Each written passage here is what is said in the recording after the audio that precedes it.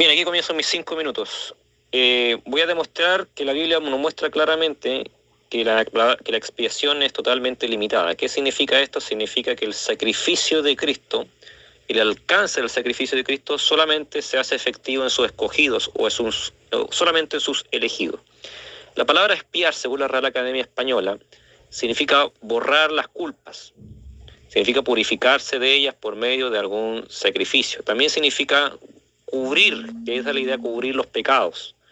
Esta palabra usted la puede encontrar tanto en hebreo como en griego, obviamente con sus distintos como palabra homógrafa también en el Nuevo Testamento. En pocas palabras significa que las culpas sean borradas o que las culpas sean quitadas. Esa es la idea de expiar. Ahora, ¿qué queremos decir con expiación limitada? Quiere decir que ese borramiento de las culpas, ese quitamiento de la culpa, solamente ocurre en el pueblo de Dios, que son sus elegidos. Y para eso nada más basta leer el Antiguo Testamento. Cuando nosotros leemos el Levítico 4:20, respecto al sacrificio en el tabernáculo de este animalito, justamente para cubrir la culpa del pueblo y que la ira de Dios no caiga sobre el pueblo, sino sobre un animal. Ustedes saben que la paga del pecado es muerte. Y sin remisión de sangre no se hace, sin derramamiento de sangre no se hace remisión, dice la Escritura. Es decir, la culpa del pecado se paga con sangre. Y por eso tenía que pagar un animalito. En Levítico 4:20 dice, así hará el sacerdote expiación por ellos. Ya el tabernáculo, ya el Antiguo Testamento nos está mostrando, queridos auditores, que en el Antiguo Testamento, en el tabernáculo, la expiación se hacía solamente por el pueblo de Israel. El sacerdote no iba a expiar la culpa de los gabaonitas, de los amonitas, de los sirios, de los filisteos o de otra tribu que no sea el pueblo de Israel. Lo mismo podemos leer en Levítico 14:53, dice, así hará expiación por la casa, es decir, por su descendencia. Y será limpia, nos dice el texto. Entonces esto lo podemos ver siempre en el Antiguo Testamento, como la expiación es siempre por el pueblo de Israel, nunca por otro pueblo. Además está de decir que nosotros los gentiles somos parte del pueblo de Israel, lo que nos dice la Escritura, que de ambos pueblos hizo uno, nos dice Efesios. Pero bien, vamos a evidenciar poco a poco algunos textos específicos. En Mateo 25:33, 25:32 dice, serán reunidas delante de él todas las naciones y apartará los unos de los otros como aparta el pastor de las ovejas de los cabritos. Y pondrá las ovejas a su derecha, es decir, hay un grupo que va a la derecha, y a los cabritos a la izquierda. Entonces el rey dirá a los de su derecha, los cabritos. Venid benditos de mi Padre, heredad el reino preparado para vosotros desde la fundación del mundo. Entonces hay un grupo que ha sido elegido para heredar desde la fundación del mundo, llamado las ovejas, para heredar el reino de Dios. ¿Y eso es por qué? Porque es muy obvio. Porque la expiación que hizo el Señor Jesucristo solamente es por su pueblo, solamente por su pueblo. Por eso que la palabra, esa culpa que es quitada, está en el fondo, no está queriendo decir que solamente va a salvar al pueblo de Israel, porque la palabra salvar significa proteger, eso significa griego, soso, proteger, preservar. ¿Y a quién preserva? Siempre a su pueblo. Y eso lo podemos leer también en Romanos capítulo 8, verso 32 al 35, dice así, el que no escatimó ni a su propio hijo, sino que lo entregó por todos nosotros, dice el texto. Obviamente está hablando de lo escogido, el apóstol Pablo dice, ¿cómo no dará también con él todas las cosas? ¿Quién nos acusará de los escogidos de Dios? Dios es el que justifica, justamente porque lo que acabo de decir hace menos de 10 segundos. En Romanos 10 dice que Dios da su vida solamente por sus ovejas. Y también en el libro de los Hebreos, capítulo 2, verso 17, el libro de los Hebreos, capítulo 2, verso 17, dice que Él va a expiar su pecado, perdón, lo vamos a leerlo antes que se me acabe el tiempo, por lo cual debía ser en todo semejante a los hermanos para venir a ser misericordioso y ser sumo sacerdote a Dios, se refiere para expiar los pecados del pueblo. Entonces los pecados siempre van a ser expiados sobre el pueblo, nunca por todo el mundo, sino no. Bien, perfecto. Entonces voy a exponer sobre la expiación ilimitada de manera muy breve y concisa. Primero aclarando que, bueno, son básicamente 4 puntos. El número 1 sería sobre sobre la muerte de Cristo, el significado de la muerte de Cristo. Esto quiere decir que ¿cuál es el significado de la muerte de Cristo? Bueno, yo me adhiero a lo que es la teoría del Christus Victor y a la teoría gubernamental. Ahora, habiendo aclarado eso, entonces paso al punto número 2. El propósito de la muerte de Cristo está en Juan, varios textos, por ejemplo, Juan 1, 2, 1 Juan 2, 2 dice que Cristo, Él es la propiciación por nuestros pecados, no solamente por los nuestros, sino por los de todo el mundo. Hay una distinción entre nosotros y el todo el mundo. Ese todo el mundo no se dice que va a ser salvo, simplemente que Cristo es la propiciación por los pecados de ellos. Y vemos un esquema similar en 1 Juan 5:19, donde hay 2 grupos clasificados. Cuando dice, sabemos que somos de Dios y que el mundo entero está bajo el maligno. Y vemos como hay un paralelo entre nosotros, los pecados han sido propiciados, y aquellos por los cuales Cristo también es la propiciación, que es el mundo entero.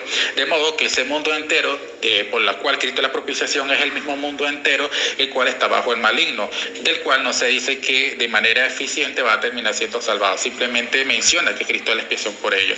Así que por ahí sería el punto número 2. El punto número, sobre ese mismo punto, Romanos 3:23 y 24, dice que todos pecaron, por cuanto todos pecaron y están destituidos de la gloria de Dios, con el propósito de ser justificados. Ahí la palabra, el participio siendo justificado es de propósito. ¿Por qué? Porque es un participio adverbial que está subordinado al verbo isterute, y por supuesto el sujeto de ese verbo es todo, y ese todos los que pecaron tiene que ser todos los hombres, porque negaríamos el pecado universal, y en la confesión de Westminster lo alista como parte del pecado universal. Así que este texto, al ser un participio propósito, hablaría del propósito. Ahora, en Wallace, el propósito enfatiza la intención, no el resultado. Así que hay que aclarar eso. Igual que en Juan 12:47 dice de la siguiente manera, cito, si alguno oye mis palabras y no las guarda, yo no lo juzgo, porque no vine a juzgar al mundo, sino para salvar al mundo. Nuevamente aquí está enfatizando el propósito de no venir a juzgar, sino a salvar, y vienes a salvar ese mundo. Ahora, obviamente ese tiene que ser todos los hombres, y la razón por la que no todos terminan siendo salvados, 1, porque se enfatiza en la intención, y número 2, porque es condicional. Ya paso a mi tercer punto, que es demostrar que es condicional. En Hechos 2:38, cuando le preguntan qué haremos, Pedro dice, arrepentíos y bautícese cada uno en el nombre de Jesucristo para perdón de vuestros pecados, y recibiréis el don del Espíritu Santo. Estas personas llegaron a ser salvas, o los pecados les fueron perdonados por cumplir estas 2 condiciones, al menos mencionadas en ese texto. También Romanos 10:9 dice, esta es la palabra de fe que predicamos, si creyeres en tu corazón que Jesús es el Señor y que Dios lo resucitó entre los muertos, serás salvo. Hay una cláusula condicional de tercera clase. Ahora, en Romanos, paso al punto número 4, la intención universal de Dios. La intención universal se puede ver, por ejemplo, en 1 Timoteo 2:4, donde dice, hablando de Dios, el sujeto referente al verso 3, que dice, el cual quiere, o sea, Dios, que todos los hombres sean salvos y vengan al conocimiento de la verdad. No solamente Dios quiere que todos sean salvos, sino que todos, que ahí son los hombres, vengan al conocimiento de la verdad, y ese conocimiento de la verdad es el conocimiento del Evangelio. Ahora bien, podemos ver que, por ejemplo, no se refiere única y exclusivamente a los elegidos, porque en 2 de Pedro, capítulo 2, verso 20, habla de personas que por el conocimiento de nuestro Señor y Salvador han escapado de las contaminaciones del mundo, y que estos al final terminan retrocediendo y terminan siendo condenados. De modo que si todos los hombres se refiere a los escogidos, entonces tendría que tener salvo a lo del 2:20, y yo hasta ahora no he visto algún calvinista o reformado que argumente que los de 2 de Pedro 2:20 terminen siendo salvos. Así que básicamente serían 4 puntos, básicamente. Creo que el tiempo me rindió, así que bueno, eso es todo. Bien, aquí va mis 5 minutos de refutación. Mi oponente no tiene ni idea de lo que era el asunto, de qué estábamos hablando o debatiendo. Yo lo dije al principio, era sobre el alcance de la expiación, no sobre el propósito de la expiación, porque el propósito, ustedes saben que el propósito puede dividirse en mil y una parte. El propósito puede dividirse en mil y un capítulo respecto a la expiación, pero el debate era sobre la expiación ilimitada o expiación limitada. Y él se va al significado de la muerte de Cristo, cuando el tema no es ese, el tema no es el significado de la muerte de Cristo, el tema es el alcance de la expiación que tiene que ver con la muerte de Cristo. Vamos a leer, según la que dice la Real Academia Española sobre la palabra, en este caso que es propósito. Propósito significa ánimo o intención de hacer o de no hacer algo. Objetivo que se pretende conseguir. Esas son las definiciones de propósito según la Real Academia Española. Yo les pregunto a mi auditorio, ¿ustedes creen que Dios tiene la intención de hacer algo, pero Él sabiendo que no lo va a poder hacer? ¿Ustedes creen que Dios pretende conseguir algo, tiene el objetivo de conseguir algo, pero no lo va a hacer? ¿Qué tipo de Dios mediocre es ese que se inventan estos? ¿Qué tipo de Dios extraño es ese que Dios tiene un propósito, pero no puede cumplir esos propósitos? Simplemente una negligencia y una ignorancia total de los atributos divinos. Mi oponente no tiene ni idea del atributo de la inmutabilidad de Dios. Se reduce a Dios a un ser humano que tiene propósitos, pero no puede cumplirlo. Así de sencillo. 1 Juan capítulo 2:2. La palabra es jalismo, es propiciación. Si ustedes leen el capítulo 1, del verso 1 adelante, en 1 Juan, el texto va dirigido a los judíos. Ellos dicen lo que nuestras manos palparon, lo que nuestros ojos vieron, refiriéndose a la persona del Señor Jesucristo.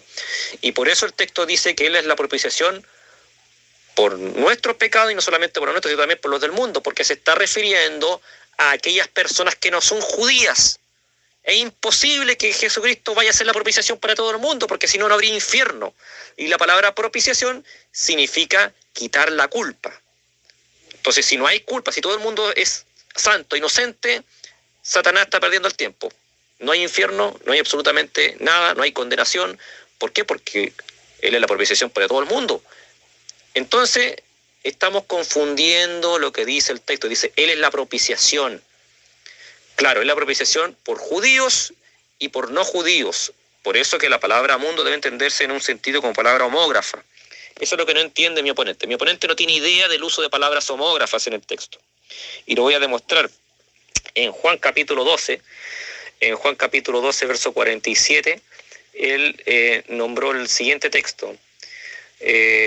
Juan capítulo 12, verso 47, lo vamos a leerlo de inmediato. Dice así, Juan capítulo 12, verso 47, dice, el que oye mis palabras y no las guarda y no las juzgo, porque no he venido a juzgar al mundo, sino a salvar al mundo. Entonces él dice, no, es que no va a salvar al mundo, pero si el texto te está diciendo que vino a salvar al mundo. No dice que vino con la intención de salvar al mundo, sino que dice, vino a salvar al mundo. Pero el mundo no va a ser salvo. Es evidente, porque la palabra mundo aquí es una palabra homógrafa para referirse a personas que no son judías. Y lo voy a demostrar, porque en un poco del verso más atrás, para que ustedes me entiendan, en el verso 19, en el mismo Juan capítulo 12, verso 19, dice así, pero los fariseos dijeron entre sí, ¿ya veis que no conseguís nada? Mirad, el mundo se va atrás de él. Yo me pregunto si estaban los esquimales siguiendo al Señor Jesucristo allí, en Jerusalén, o en tierra de Palestina. Si estaban ahí, todo el mundo ahí, estaban los mapuches, los onas, los aztecas, los yaganes, siguiendo a Jesucristo, porque aquí como la palabra mundo significa todas las personas de la tierra, claro, entonces la palabra mundo significa eso. Entonces estaba todo el mundo reunido en un solo punto en el planeta Tierra. Eso es lo más ridículo que se ha escuchado. Lo otro, Hechos 2:38, el contexto de la predicación del Evangelio. No es la expiación limitada, y no es la expiación. Pedro no está explicando la expiación, está predicando el Evangelio y le está hablando sobre el tema del bautismo. Por lo tanto, fuera de contexto totalmente. Y por lo demás, cuando habla de no retroceder, está hablando obviamente bajo el contexto de la iglesia, aquellos hermanos que son débiles en la fe. En ninguna medida se dice que allí que Jesucristo va a ser una expiación universal. Ok, perfecto, voy. Entonces, en esta etapa de refutación voy a tocar algunas cosas que mencionó Jonathan. Primero, sobre el propósito de la expiación, él cree que es solo para los elegidos. Bueno, obviamente no demostró el texto en la Biblia donde dice el solo, la palabra solo, aplicando a los elegidos respecto a la expiación. Hasta ahora no nos dio evidencia. Se limitó a citar ejemplos del Antiguo Testamento, por ejemplo, donde habla de los animales sacrificados para todo el pueblo.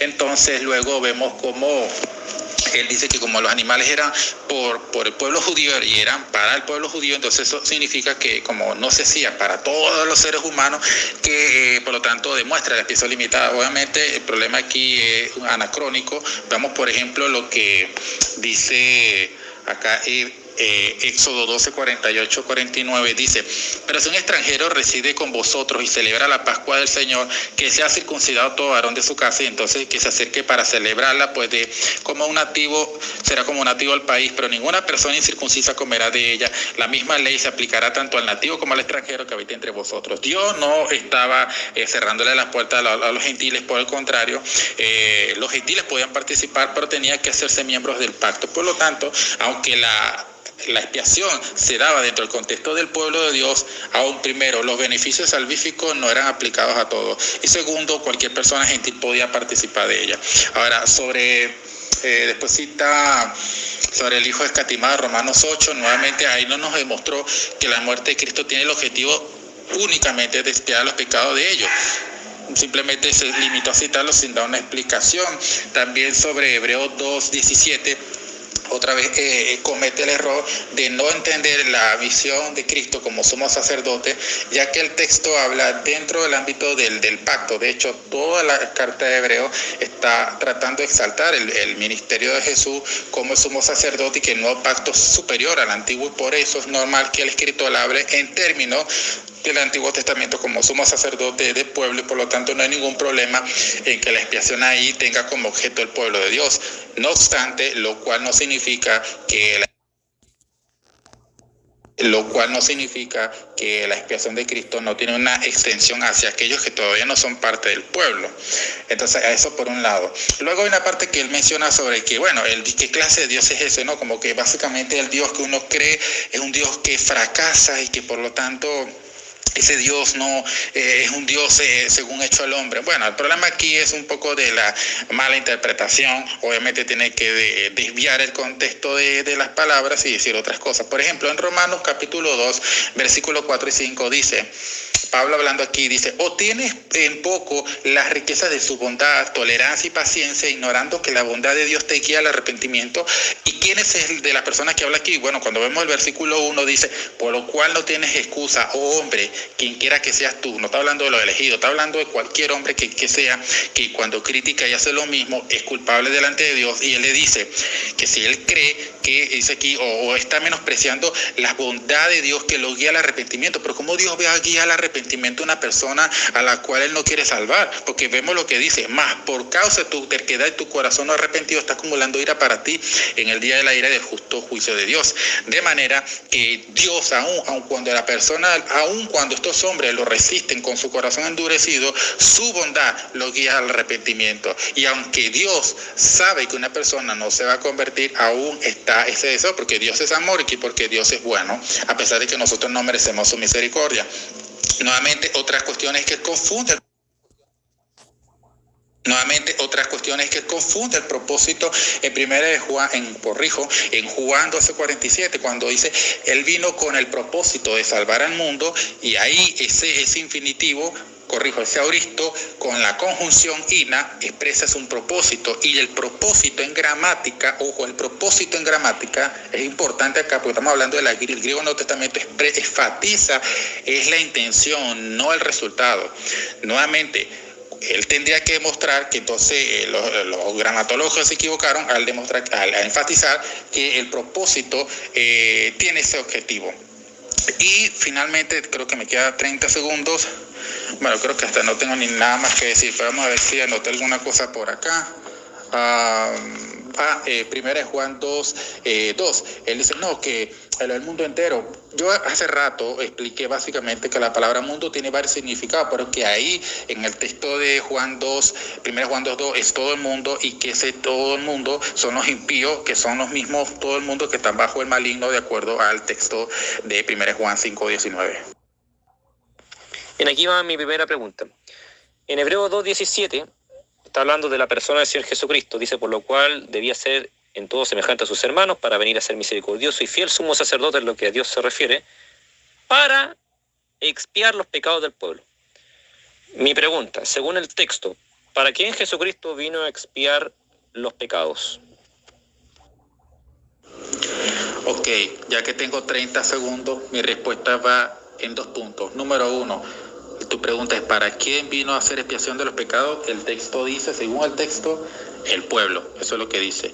Número 2, el texto no dice que es solo el pueblo. Okay, entonces simplemente esa sería la respuesta mía. Ok, perfecto. Mi primera pregunta es la siguiente, Jonathan. ¿Quién es el sujeto del participio dikeumeni en Romanos 3:24? Mira, aquí va mi respuesta. No existe esa palabra en griego en Romanos 3:24. Existe dikaió, dorea, existe aitó, existe haris, existe día, existe jojitó. No sé a qué palabra te refieres. Pero el Romanos 3:24 nos dice que fuimos siendo justificados. Está hablando de un pueblo escogido nada más, o de un grupo de personas. En todo el contexto, desde el verso número 1 en adelante, eso se puede ver también. Bien, aquí va mi última pregunta. En Isaías 53:11-12 tenemos la profecía sobre el Mesías, que es sobre Jesucristo. Dice el texto, verá el fruto de la aflicción de su alma y quedará satisfecho, por su conocimiento justificará a mi siervo justo a muchos, y llevará las iniquidades de ellos. Por tanto yo le daré parte con los grandes, y con los fuertes repartirá despojos, por cuanto derramó su vida hasta la muerte, y fue contado con los pecadores, habiendo él llevado el pecado de muchos, y orado por los transgresores. Bueno, aquí viene mi pregunta. Según estos 2 textos bíblicos, ¿a quiénes justificará el Mesías en el futuro? ¿A quiénes justificará, llevará las iniquidades y llevará el pecado? ¿A quiénes son esos según el texto? ¿O a quiénes según el texto justificará, llevará la iniquidad y llevará el pecado según el texto? Ok, perfecto. Entonces la pregunta de acuerdo al texto, ¿a quién justificará? Bueno, el texto dice, ¿y de quién cargará las iniquidades? Bueno, justificará a muchos. Ahí dice a muchos, que son los mismos ellos, pero también son los mismos que están en el versículo 6, que dice, todos nosotros nos descarriamos. Ahí tienes que estar incluido el profeta, porque si no está incluido el profeta, tú solo ya lo mandaste al infierno. Por cierto, dikeumeni sí está en el griego. Ok, aquí viene entonces mi segunda y última pregunta. Y quiero que me responda de manera directa, no como la otra pregunta. ¿Estaba Pablo bajo la ira de Dios antes de ser justificado por la fe, sí o no? ¿Y por qué? Vuelvo y repito, ¿estaba Pablo bajo la ira de Dios antes de ser justificado por la fe, sí o no? ¿Y por qué? Sí, porque todos estamos bajo ira a causa de nuestra naturaleza corrupta. De manera que Dios hace una elección solamente de sus escogidos nada más. Por eso el mismo apóstol Pablo dice que me apartó desde el vientre, dice el texto. Y además, de eso se trata la elección. La elección es por gracia. Por lo tanto, somos salvados y somos escogidos por Dios solamente por su gracia. Esa es nada más la respuesta a esa pregunta. Muy bien, pues así damos por terminado este debate, ya que los debates y el formato del peso, la verdad, por medio de WhatsApp son de 5 minutos de presentación de la doctrina, 5 minutos de refutación, 2 preguntas intercaladas, no más de 30 segundos en contestar, y el debate por YouTube es de 10 minutos de presentación, 10 minutos de refutación y 2 preguntas intercaladas. Así damos por concluido. De todos modos, agradeciendo a todos los oyentes y esperando que sea de gran bendición para cada uno de ustedes. Bendiciones, hermanos.